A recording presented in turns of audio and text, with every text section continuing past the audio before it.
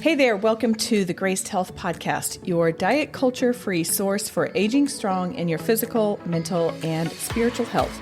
My name is Amy Connell. I'm a weight-neutral certified personal trainer and intuitive eating-focused nutrition coach who loves walks with friends, chocolate, and Jesus. This is the place for women over 40 who are looking to grow strong as they age and nourish their body, mind, and spirit. I'm so glad you're here. If you are a new listener, first of all, welcome. And if you want to learn more about this podcast, go check out season 19 starting January 9th, 2024, and then listen to the episode 30 plus non-gym ways to improve your health. You'll find the free download that goes with that episode in today's show notes. Let's dive into today's episode. Hey everyone, I'm glad you're here. We are back with part 2 of the episode 8 questions for a new year or season. So if you are listening to this in the new year, then you can absolutely apply it in the new year. And if you are listening to this in August, then it's just for a new season or really for any other time. But we've covered the first 4 questions last week. If you missed it, please go back and listen. And today we will finish off with the last 4 questions that I think is worth your time to consider and answer for all of the other times that things don't go exactly as planned, which is quite often. So let's jump back in to number 5 of the 8 questions for your new year. The 5th question is, what scripture can anchor you when diet culture voices get loud? And this is especially true right now. You do not need me to tell you that there's a lot of chatter about weight loss and losing weight and all of that kind of stuff. And if you're like me, you still have to fight to not get roped into it. So, what kind of scripture works for you to remind you that your body size does not measure your worth and that we can be healthy at any size? What scripture reminds you of the freedom we have in our food, in our movement that Jesus died for? And that we do not need to be bound and chained by diet culture. For me, that is 2 Corinthians 10:5, which is, we demolish arguments and every pretension that sets itself up against the knowledge of God, and we take captive every thought to make it obedient to God. All of the diet culture thoughts, all of the diet culture influences that we're seeing, we are taking that captive. We are setting that aside so we can receive the freedom that God has given us in that, and that we can listen to our own bodies and just really use our own body wisdom that was given to us. And if you are new and you're like, wait a minute, what?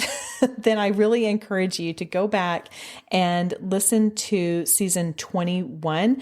We did an entire season on intuitive eating from a Christian perspective, and you can learn more. But that is question number 5. What scripture can anchor you when diet culture voices get loud? Question 6 is under the food category again, and it's, what foods feel both nourishing and satisfying to you right now? Nourishing can come about in a lot of different ways. And in fact, I also talked about nourishment in your worthy body. Nourishment can absolutely be foods that are high in micronutrients and have good carbs and fats and proteins, but nourishment can also be sitting around the table with your friends and enjoying whatever it is that you are eating. Nourishment can be enjoying your family. Nourishment can be sitting outside and just enjoying something. Nourishment can be digging into a piece of chocolate cake if that's what you're wanting. Like, nourishment can be a lot, it can have a lot of definitions. And so that can come about in a different way. For me, the nourishment and satisfaction is kind of pulling in both enjoying and also knowing that it's going to help me feel and function well. So for me, to answer that question, what is both nourishing and satisfying to you right now, I have been making what I call a I call it different things. I call it a green and grain salad, or I call it a grain and green salad. Either way, it's grains, it's greens. It's very simple. All it is. So I will do kale, and then I will cook farro. I'm actually going to try this tomorrow with wild rice as well, because I'm kind of curious about what that would do. And so basically you cook the farro, kind of let it cool down. You chop up the kale into kind of bite-sized pieces, and then make your salad dressing. So for me, I just use lemon and olive oil, and then pour that on the kale and kind of massage it into the kale leaves.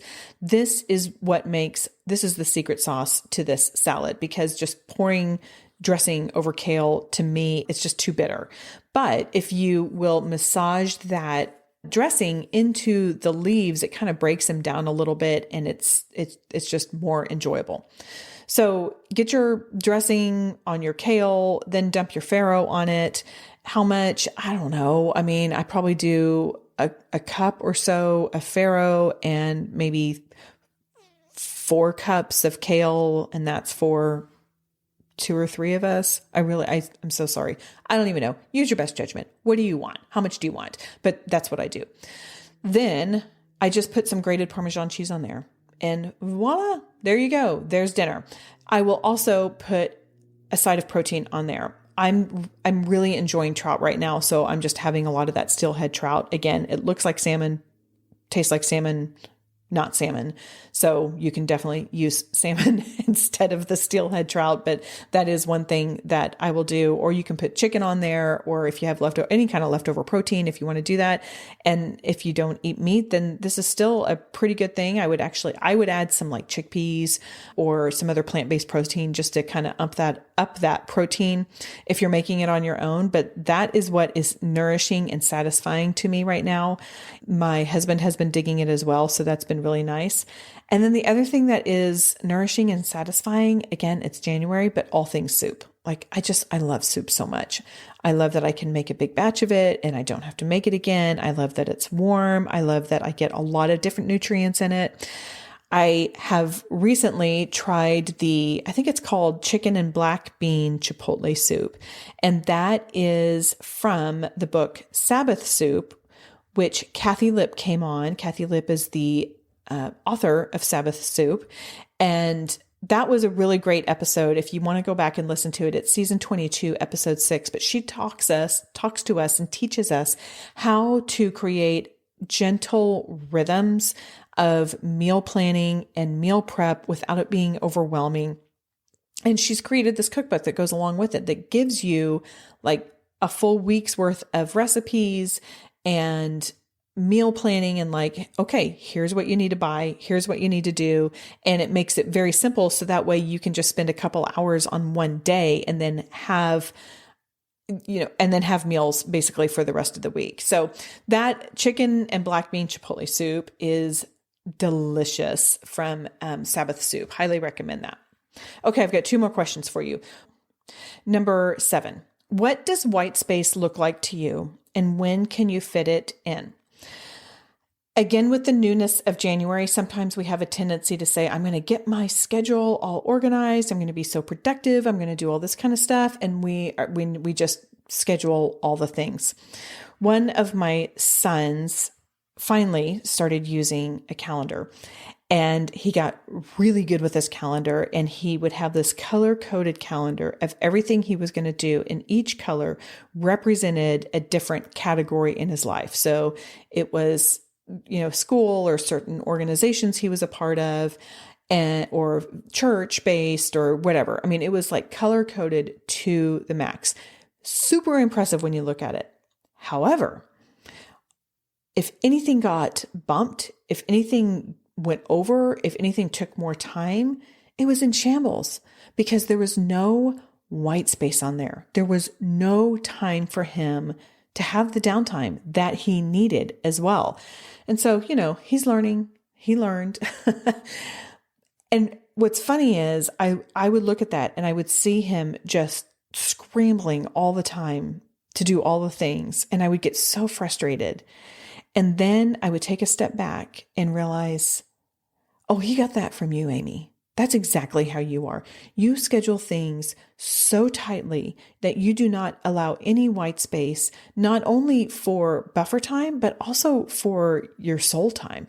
Also for just to have a little bit of just white space, like just a breath. I'm terrible at that. And I'm working on it.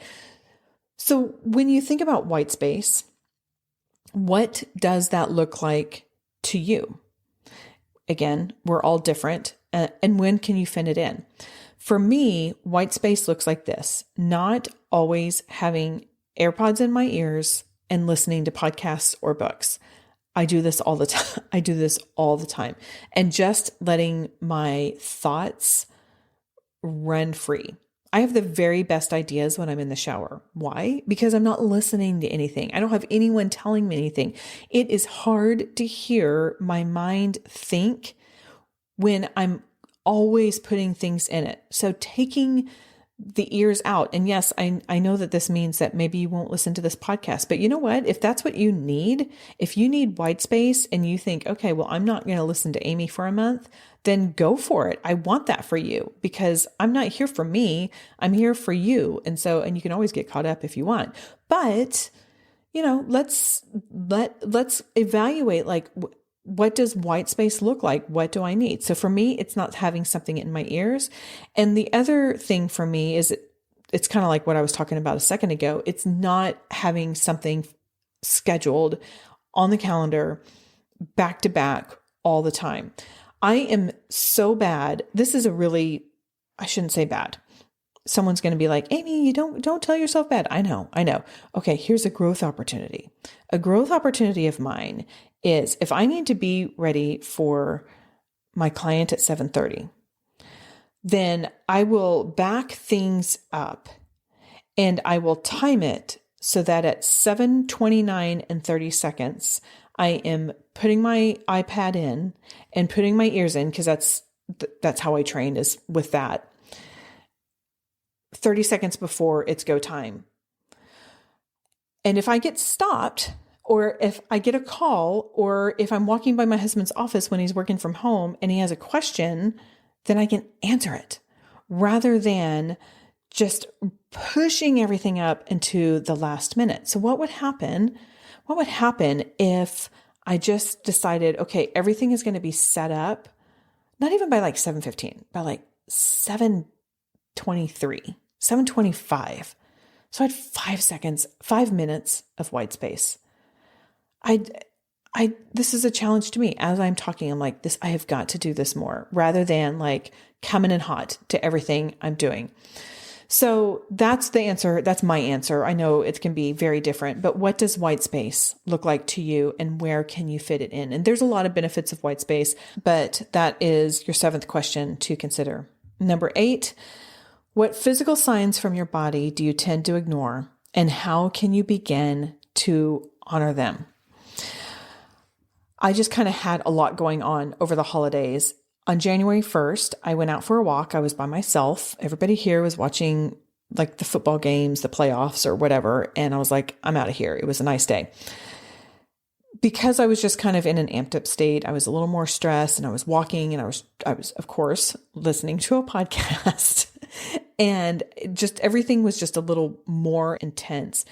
I'm about 2 miles from home, and my hip flexor, just something seizes in it. It's not an injury, but just something, I don't even know what happened with it. And instead of calling and saying, hey, I need to come up, I ignored it, which I'm sorry to admit that I still do the things that I say you shouldn't do. I was like, I'll be fine.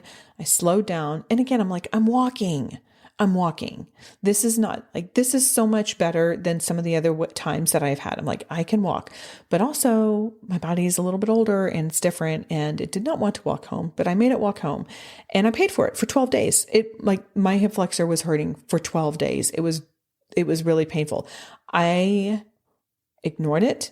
And what I should have done was at least like stopped and stretched when I got home, and just paid a little more attention to it. The other thing that will happen to me more from a I don't want to say a chronic basis, but a continual basis, is my chest gets really tight. When I get stressed, I feel my stress in my chest and I can just feel it seizing up. When I take the time to have some mindful breathing or some meditation, I can literally feel a knot in my chest. And so what I do is when I'm breathing and I'm exhaling, I'm just visualizing that exhale, massaging that tightness out, inhaling, releasing the tightness. And I can't tell you the science behind it. I can't tell the reason behind it, but I'm telling you, it works. It works for me. If I don't pay attention to that, then it only gets worse. And then what happens is my upper back will start to tighten up. So ignoring those little signs that are not life-threatening, they are not like, this is a real problem, but they will add up. And so I encourage you to think about, like, what are some of the things that your body's trying to tell you right now? And maybe you don't even know what it is, but you just start to pay attention. Maybe you start to put the pieces of a puzzle together, or see if there are patterns or anything that you can learn that your body's trying to teach you. And maybe the answer is you just need to go to the doctor. And I am raising my hand over here. I have had a lower back, upper glute issue for a long time. I have tried many ways of helping, and I finally I'm in the process. I don't know yet, but I'm in the process. Like, I went to the doctor, we got some imaging. I'm going to be doing some more imaging just to find out, like, what's the problem? I don't know. So do you need to go to the doctor about something? It's a new year. I know we have not met our deductibles, but let's meet it early, and then you can enjoy the benefit of that the rest of the year. That's my philosophy, at least, because I'm like, okay, well, I'm just going to get this taken care of, and then we'll see. So that's the final question. What physical signs from your body do you tend to ignore, and how can you begin to honor them? I know that's a lot of like random questions in a lot of different areas, but I also think it's important to pay attention to these, because life is not always going to go as we planned. And if we can identify the answers to some of these, then when we hit the speed bumps, they're not going to be as high and they're not going to be as hard.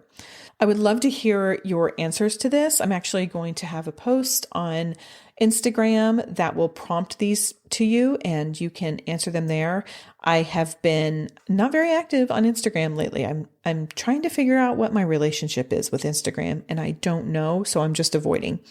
So healthy, right? But anyway, I hope that helps you navigate the beginning of your year or the beginning of your season if you are not listening to this real time. And by the way, if you have not already, go ahead and hit that follow button or subscribe if you're watching on YouTube so you don't miss an episode. That's actually really helpful to me. I know it seems kind of silly, but it's very helpful to the program and letting all the providers out there know that it is valuable to you, so they will share this with others. Okay, that is all for today. Go out there and have a graced day. Before we wrap up, I want to remind you about my 2 books that complement the Graced Health podcast. Your Worthy Body, Find Freedom and Health by Breaking All the Rules takes 22 health and fitness, quote, rules and breaks them with exercise and nutrition science, and it's done through a lens of faith. Your Core Strength is a Christ-centered, diet culture-free resource for teen girls and young adult women who want to learn how to take care of their holistic health. Both of these books also have free downloadable discussion guides, which you can find under the books tab at gracedhealth.com. These are great to use for small groups or book clubs. You can find both of the books on Amazon, Bookshop, or wherever you like to purchase your books. Happy reading!